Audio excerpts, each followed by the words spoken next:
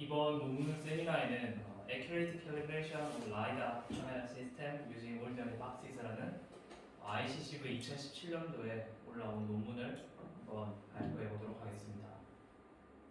네, 먼저 발표 구성은 이제 백그라운드를 소개하는 인트로덕션과 그리고 어떠한 방법으로 진행했는지 그리고 실험 결과들을 보시고 최종적으로 서머리 발표하면서 발표 마치도록 하겠습니다. 먼저 저자에 관한 내용입니다.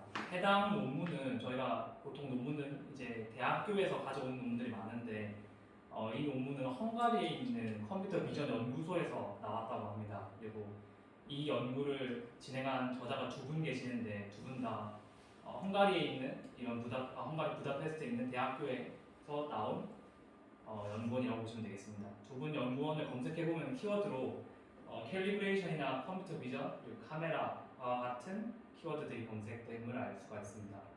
그리고 공통적으로 이제 2017년도에 출됐다 했는데 2020년도에도 두 분이서 같이 작업한 논문들이 비슷한 주제로 진행되고 있음을 알 수가 있습니다. 네, 그래서 먼저 백그라운드를 설명하기 위해서 지금 간단하게 카메라랑 로봇 사진을 좀 가져왔습니다. 저희가 카메라를 가지고 여기 있는 이런 로봇을 본다라고 하는 카메라를 통해서 본다는 거는 빛이 로봇에 반사된 게 카메라에 들어온다는 것이죠. 근데 각각 카메라는 저마다의 좌표계를 가지고 있습니다. 그래서 이 카메라와 이 아래에 있는 카메라가 보는 이 로봇은 사실 다른 좌표축에 존재하는 로봇이 되는 거죠. 그래서 멀티모달이라고 하는 일종의 같은 시스템으로 이 두 카메라에서 보는 이미지를 보기 위해서는 하나의 좌표계로 통합을 시켜줘야 됩니다. 그리고 그걸 어떻게 하느냐라고 물어보면 그게 캘리브레이션을 해야 하는 것입니다. 그래서 저희가 보통 카메라 캘리브레이션 많이 얘기를 하는데 보통 피놀 모델이라고 해서 카메라가 많이 따르고 있는 그러한 모델의 식이라고 보시면 될 것 같습니다. 어떤 멀티 코오디네이션 있는 3D 포인트가 익스트린식 파라미터, 인트린식 파라미터의 곱을 통해서 최종적으로 이미지에 투영되고 있는 그러한 것을 따른다고 보면 되겠습니다. 그래서 캘리브레이션을 한다라고 물어보면은 앞에 있는 이런 인트린식 파라미터, 정밀하게는 디스토션 코에피션트도 같이 찾아줘야 됩니다. 그리고 이런 익스트린식 파라미터를 찾아주는 것이 궁극적으로 캘리브레이션을 한다라는 것의 정의라고 보시면 되겠습니다. 네, 그래서 논문을 설명하기 위해서 익스트린식 파라미터만 조금 더 설명드리면은 아까 말씀드린 것처럼 월드 코오디네이트라는 곳에서 카메라 코오디네이트로 읽는 것이다라고 했는데 로봇은 월드 코오디네이트에 존재한다고 보시면 될 것 같습니다. 근데 아까 말한 것처럼 각각의 카메라나 센서들은 저마다의 좌표계를 가지고 있는데 익스트린식 파라미터가 하는 것은 이 월드 코오디네이트에 있는 이것을 카메라 코오디네이트에 읽으면 어떻게 될까라는 거죠. 그래서 익스트린식 파라미터는 어떤 마핀 트랜스포메이션이 아니고 리지드 바디 트랜스포메이션을 따라서 로테이션하고 트랜슬레이션의 행렬로만 나타나게 됩니다. 그래서 결과적으로 어떻게 카메라에 읽히게 되는가 그것만 찾으면 되는 거죠. 그리고 이거를 이제 익스트린식 캘리브레이션이라는 용어로 따로 부르고 있습니다. 그리고 저희가 흔히 보는 체스보드를 다시 얘기를 한다면은 체스보드를 저희가 글로벌하게 월드 코오디네이트에 올린다는 것은 체스판이 이제 간격이 균일하기 때문에 우리는 체스판에 있는 글로벌 포인트 좌표를 알 수가 있습니다. 그리고 이걸 사진을 찍게 되면은 픽셀 코오디네이트에 있는 이 빨간 색깔 점들의 좌표를 알 수 있게 돼서 결과적으로 아래에 있는 이런 들어가는 2D 포인트와 3D 포인트를 알게 되니까 인트린식과 익스트린식 파라미터를 유추할 수가 있다는 거죠. 이걸 설명드린 이유의 하나는 지금 이 논문의 저자가 하고 싶은 게 뭐냐면은 시스템이 카메라와 카메라의 관계가 아니고 카메라랑 라이다의 관계에서 있을 때 아까 같은 체스 패턴을 쓰는 게 아니고 이런 일반적인 상자를 써서 캘리브레이션을 진행할 수 없을까라고 하는 것이 이 논문의 시작이라고 보시면 될 것 같습니다. 그래서 이 상자를 써서 어떻게 아까 말한 익스트린식 파라미터를 찾아낼 수 있을까가 이 논문의 핵심 아이디어가 되겠습니다. 그래서 정리를 해가지고 이 저자가 지금 말한 건 아까 저희가 되게 많은 얘기를 했는데 익스트린식 파라미터를 어떻게 찾는 것이 중요하다고 생각했기 때문에 많은 것을 먼저 알고 있습니다. 첫 번째로는 아까 말했던 카메라 인트린식 파라미터는 미리 알고 있다고 정의를 했고 저희가 사용할 오리지널리 박스라는 것의 크기도 일단 알고 있다고 전제를 합니다. 그리고 두 번째로는 각각 센서를 통해서 얻은 거죠. 라이다를 찍으면 포인트 클라우드가 생성될 거니까 그것에 대한 부분도 알고 있고 마찬가지로 카메라를 찍었을 때 이미지도 가지고 있다는 것을 전제하고 있습니다. 그럼 이제 카메라 상에서 본다면은 이제 저희가 인트린직을 알고 있는 거고 글로벌 포인트도 알고 있는 거죠. 왜냐하면 박스 사이즈를 알고 있기 때문에.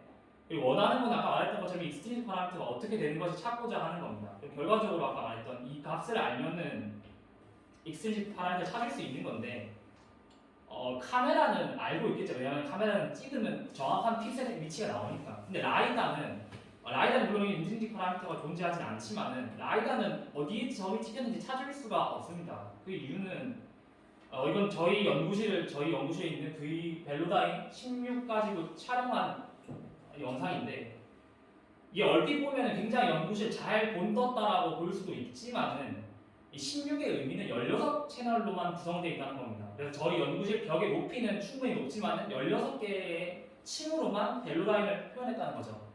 그래서 이걸 논문의 저자는 뭐라고 말하냐면은 해상도가 낮다라고 얘기합니다. 그럼 그게 어떤 문제가 발생하느냐? 만약에 저희가 아까 같은 박스를 촬영한다고 하면은 다 안 찍히게 됩니다. 결과적으로는 저희가 아까 글로벌 포인트를 찾겠다고 하는 거는 박스의 이 모서리 점을 찾아주겠다는 것과 동일한 말인데 벨로다인 라이더를 찍게 되면 찍히지 않습니다. 그래서 만약에 그러면 다음 이런 질문을 할 수 있죠. 만약에 16채널이 아니고 조금 더 해상도가 좋은 64채널 가지고 찍으면 되지 않겠냐? 논문 저자가 말하기로는 64채널로 올려도 정확하게 안 찍히지 않는다라고 얘기합니다. 그래서 이 논문이 다루고 있는 방법은 어떻게 하면 그러면 낮은 해상도죠. 16채널에 64채널이나 찍었을 때 어떻게 하면은 그 아까 상자에서 모서리를 정확하게 찾을 수 있을까에 대한 접근이고 그거를 다음과 같이 세 가지 방법으로 접근합니다. 첫 번째로는 아까 찍었던 포인트 클라우드를 통해서 면을 발견하는 거죠. 발견해야 되고 두 번째는 생성한 면에서 이제 아웃라이어에 해당하는 포인트 클라우드 모두 날려야 되는 거고요. 마지막으로는 저희가 어쨌든 지금 면을 생성하는 게 정확하지 않을 수가 있기 때문에 최적의 핏한 박스 면을 찾기 위해서 로테이션과 트랜슬레이션을 해주는 과정이 존재하게 됩니다. 그래서 어떻게 플레이를 찾을 거냐에 대해서 사용하는 알고리즘은 특별한 알고리즘을 사용하는 건 아닙니다. 란삭 알고리즘을 사용해서 어떤 상자가 놓여 있다면은 그 상자의 엣지를 찾는 거죠. 엣지를 찾게 되면은 그 엣지 안으로 포인트 클라우드가 생성되어 있을 건데 그 포인트 클라우드에서 가장 많이 모여 있는 점들이 곧 면이 된다라고 저자는 지금 얘기하고 있습니다.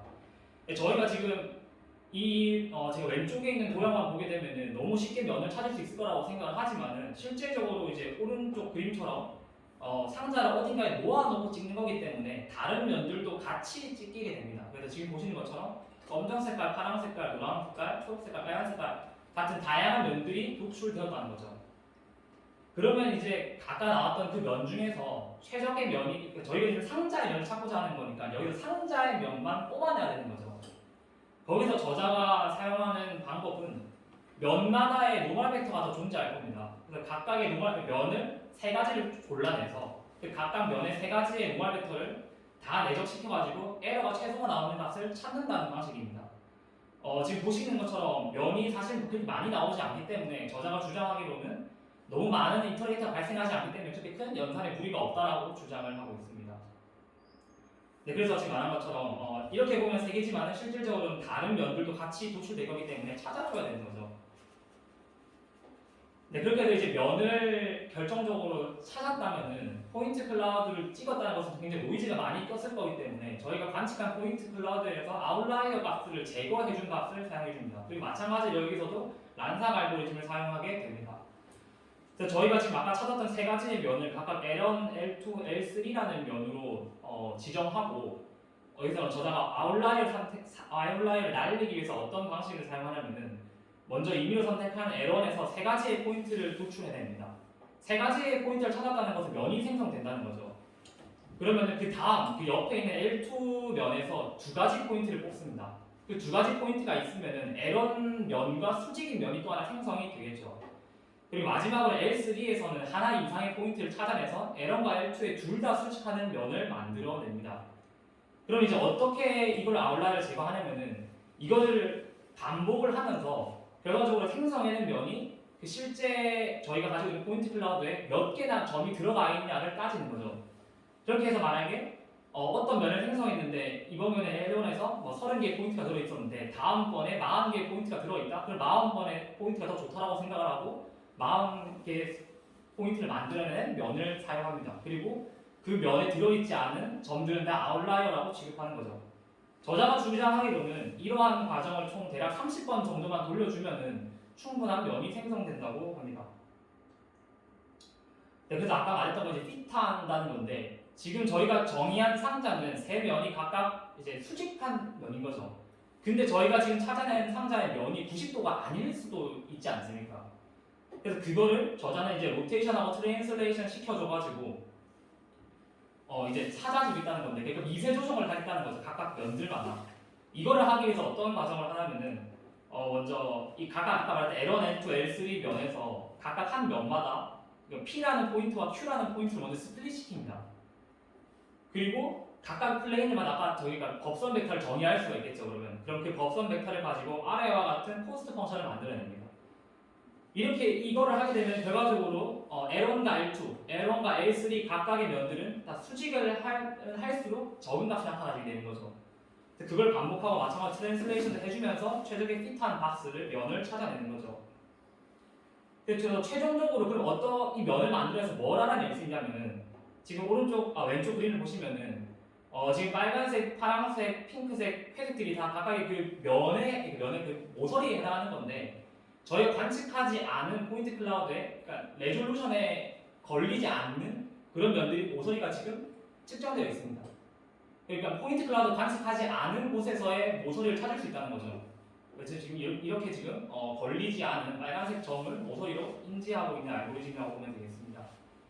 우리 저자는 이제 저자가 지금 보완한 것까지 여기까지인 거고, 저자는 지금 그 이후에 아까 익스텐지 파라미터를 찾는 것은 사실 그 기존에 있던 알고리즘을 사용해줘가지고 매칭시켜주는 방식으로 진행해준다고 합니다.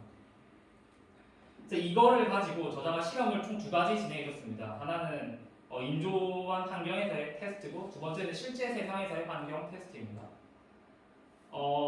이 환경에서는 시뮬레이터를 사용해줬는데 블렌더 센서 시뮬레이션이라는 시뮬레이터를 사용해줬습니다. 그리고 여기서는 벨로다인 64채널을 올려서 사용해줬다고 하고, 가상 환경이기 때문에 저희가 정밀하게 그라운드 트루스를 생성할 수가 있습니다. 근데 저자는 이제 이 실험을 진행할 때 가우시안 노이즈를 넣어서 실제 환경처럼 이제 정답이 제대로 되어 있지 않은 환경을 베리언스를 0부터 0.14까지 조정을 해나가면서 이 테스트를 진행하였습니다. 그리고 이 알고리즘과 비교할 2가지 알고리즘을 더 사용하는데, 첫 번째 알고리즘은 저희가 체스보드를 얘기했는데, 체스보드를 가지고 2012년도에 이 저자가 발표한 알고리즘과 폴리고널 스페이스라고 하는 저희가 좀 어떤 다른 상자처럼 어떤 캘리브레이션 오브젝트를 가져와가지고 사용한 알고리즘 2가지로 이 테스트를 비교해 줍니다. 그래서 가상 환경에서의 조정해 준 거는 저희가 그 박스도 있어야 되지만 아까 첫 번째 알고리즘 같은 경우에서는 체스보드가 있어야 된다고 했잖아요. 그래서 2가지를 다 띄워서 진행합니다. 그리고 저희가 아까 저자가 분명히 상자의 크기랑 같은 것은 다 준다라고 했으니까 각각의 체스보드는 2m by 2m로 정의되어 있고, 캘리브레이션 박스는 1 by 2 by 3m로 정의되어서 진행해줬다고 합니다. 네, 그래서 결과는 되게 이제 심플하게 얘기를 해줬는데, 이게 무슨 키티 레이블이 아까 그 게이버라는 분이 발표하신 알고리즘이 되겠습니다. 보시면 첫 번째는 앵귤러 에러고 옆에 있는 건 트랜슬레이션 에러입니다. 그러니까 얼마나 로테이션 된 값을 캘리브레이션 만들었느냐가 되겠고, 두 번째는 얼마나 이제 트랜슬레이터 된 값이라는 거겠죠. 그래서 각각의 그래서 그렇기 때문에 y축은 디그리, 옆에는 트랜슬레이터 때 몇 미터 정도 옮겨졌느냐를 따졌고, 저자가 보완한 방법이 가장 좋다라고 지금 얘기를 하고 있고, 저자가 논문에서 좀 인상 깊었던 거는 그 폴리고널 방법도 되게 좋은 방법이었다라고 해서 자기가 그 수치까지 근접한 것만으로도 본인의 알고리즘이 좋은 성능을 낸다라고 얘기를 하고 있었습니다.